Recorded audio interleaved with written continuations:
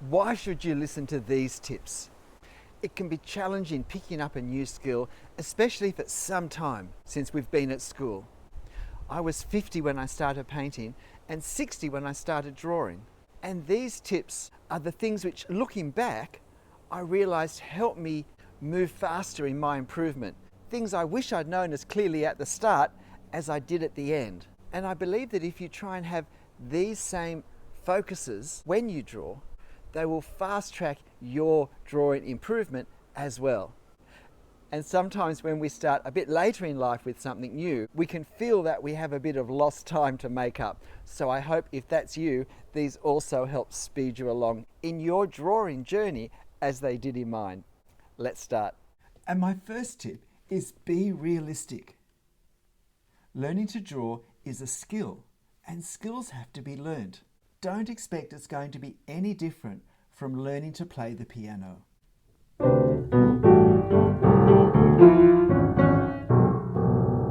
And that's a skill I have never learned. But if I did try and learn to play the piano, I would never expect that I was going to be as good as people who'd been playing it for years or even decades. Because I understand that there is an element of a skill that is learnt over time and with practice. Now, for all sorts of reasons, different people can improve at different rates.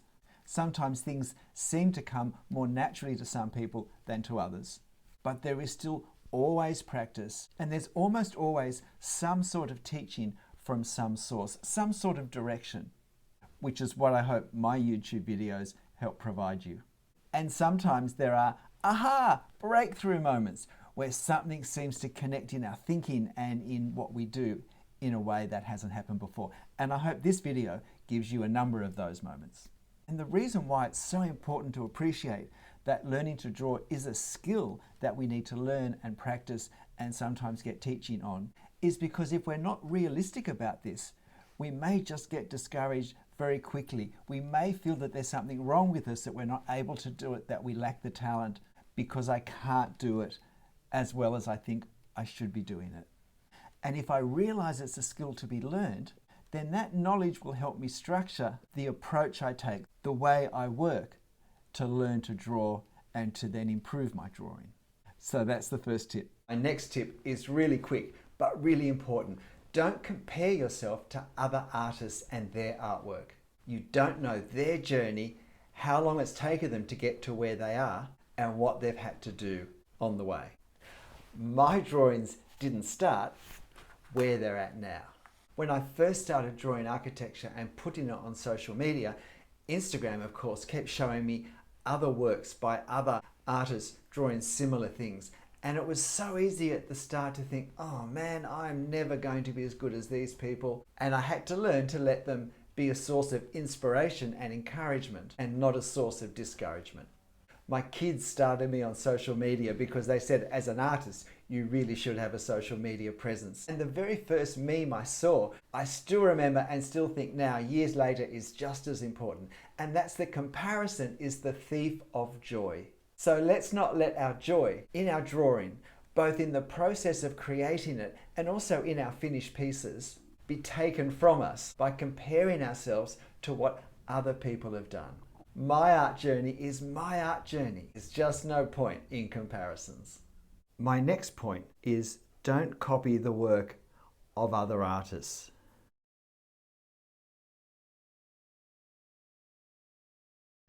And it's not because I'm precious about anyone copying any of my drawings. I'm happy for people to copy my drawings if they want to, but please credit that it comes from one of my drawings. But it's because if we think back to our first point, that learning to draw is a skill, and it's a skill we need to practice, then it's also important to realize that we get better at what we practice. But the question I need to ask myself is, what will I get better at if I copy the drawings of other artists? And the answer, of course, is I'll get better at copying the work of other artists. I'll be developing skills of copying, which is fine if that's what I want to do. But if what I want to do is to learn and develop the skills where I can draw my own original drawings, either from location or from photo references, then I can see how that copying the work of another artist is not going to develop the skills I need to create original works. I have a couple of videos on copying that explains in detail why copying other artworks doesn't develop the skills we need to develop our own artworks. The bottom line is, it's much easier to copy the work of another artist rather than from life or from a reference, because the other artist has had to do a lot of the creative work already. And when I look at something from life to draw, or when I look at a photo reference, I don't have the skills now to do that because I haven't practiced it. Please don't get me wrong. If you enjoy and want to copy the work of other artists, that's fine. If you want to develop the ability to draw your own original drawings, then it's simply not the path that's going to take you where you want to go. It's a really important point. And while it can seem harder to draw original drawings, stop it, and perhaps the results won't look as good straight away, it will take you where you want to go. It will develop the skills you need to draw anything at all. You can go back and lay me an egg now. My next point is choose as subjects things that you love. Draw, or as in this case, paint, the things that really interest you, things that you find of great beauty, or of elegance, or of creativity. And it's not just that you'll get a head start, because these are objects that you would have observed very carefully, but you'll also enjoy the time you spend with them as you draw them. Because if we start to draw, we will be spending a lot of time with our subjects. Let me show you some examples from my drawing life. Here are some drawings of two dogs I did when I was about 11 or 12. Animals are great subjects, but for me, I only drew these because I was given a how to draw book, and it was draw this, now draw this, and you finished up after you rubbed out some things with drawings that hopefully look something like what was in the book. When I finished, I still had no idea how to draw a different dog, and I can't say dogs interested me that much to really want to draw them anyway.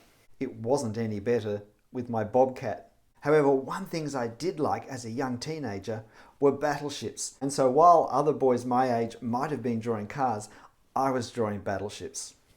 And 3 of them survive. And they only survived because, being very romantic, I gave them to a girl at school, and she's now my wife, and she kept them.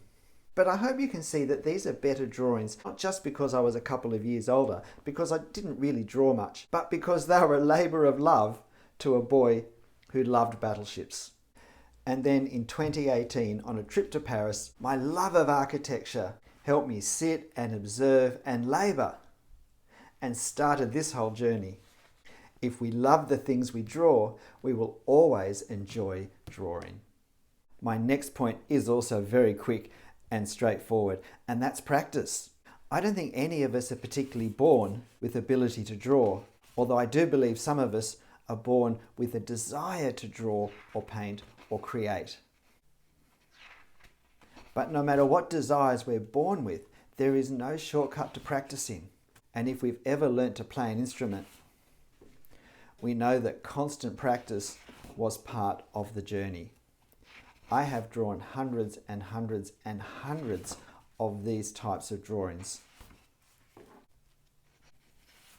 And at the end, I was drawing things that I would never have attempted at the beginning, because the practice meant I developed skills, learnt new things, and built confidence.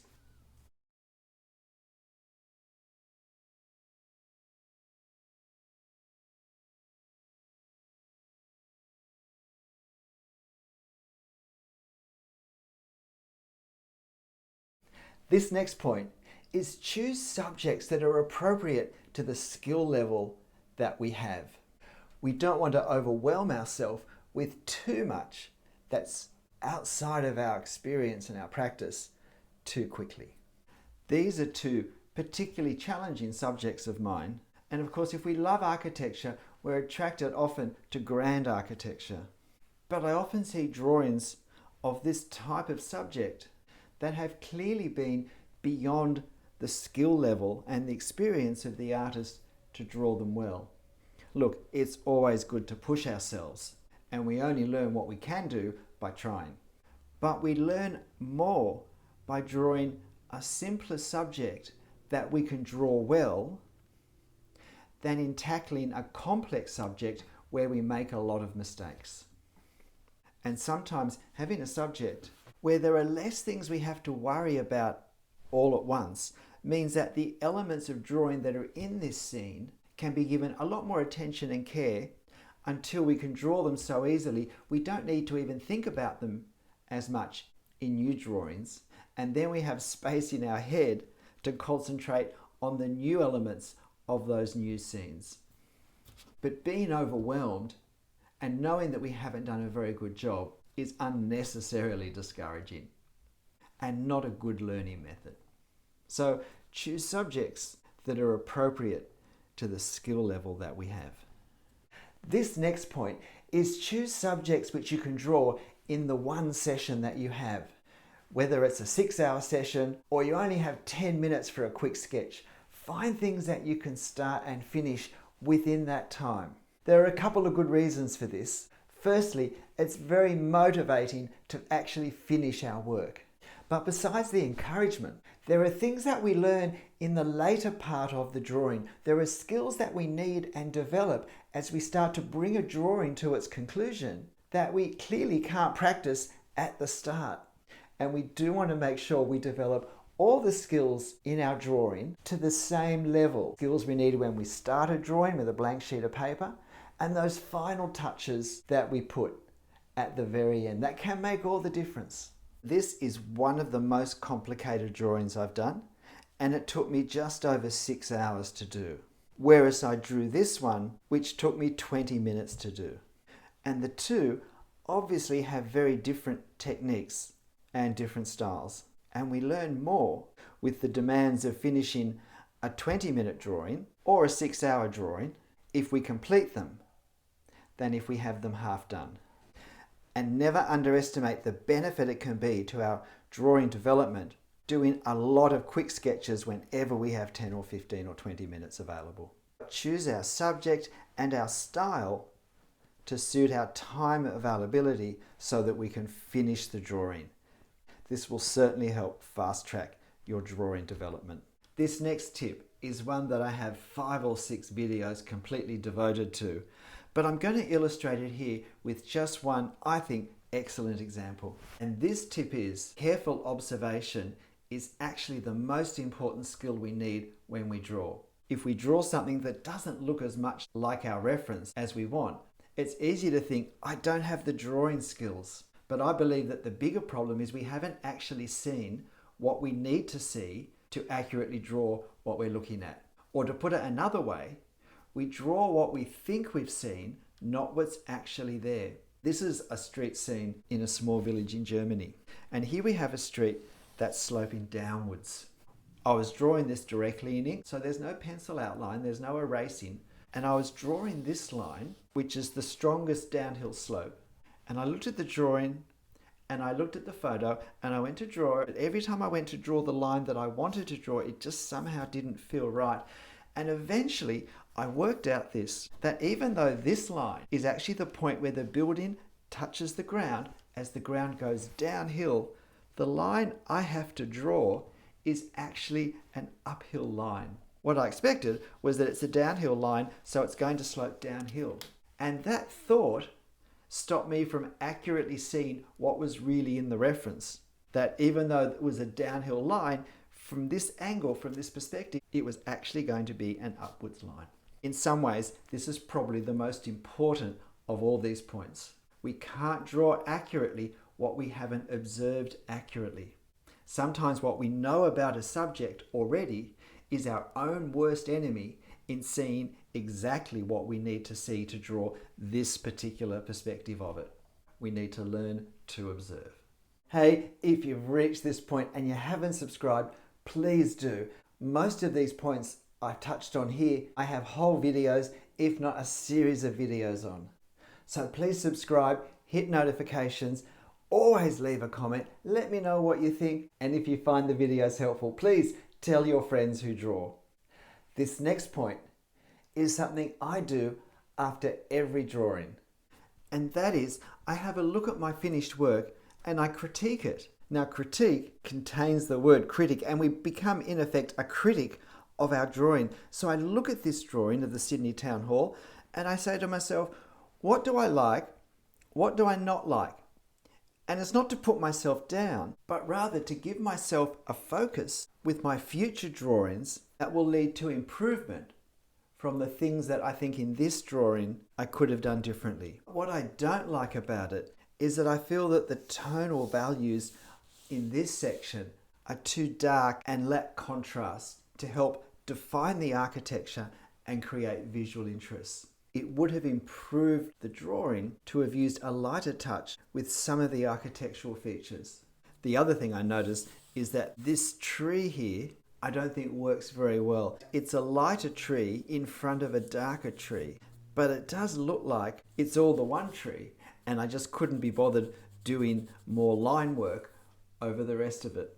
I should have made this tree the darker one, and having had a lighter tree behind it, it would have been a nice technique to create a sense of depth between these trees in the foreground and the town hall entranceway further behind. I can be constructively critical of any aspect of my drawing. The more precise I can be, then the more equipped I am in my mind to do better with those things in my next drawings. So critique every drawing after we've finished, whether it's a 6-hour drawing or a 20-minute drawing. And this next point is that right from the beginning of our drawing development, we should work at developing a consistent style. And again, I've got a number of videos that talk about what is it that creates our style, but in general terms, it's our style that makes all of our drawings look as though they've been drawn by the same person. That from the line work, from the way we hatch, to the way we draw different elements, and even though individual differences may exist between different subjects, that they are all recognizable as having been drawn by the same person. A frequent frustration I hear from artists is that every drawing they do looks like it was drawn by someone else. And of course we can have different drawing styles, particularly using different media, but where there are still elements in how the lines and the tone is applied that make them identifiable as being done by the same person. And I think it's another drawback from copying the work of other artists, that it hinders the development of our own style, because the strongest defining element of our individual style is the way our mind sees an object and translates it, if you like, into line and tone. That takes time to develop, as well as consistency in how we draw.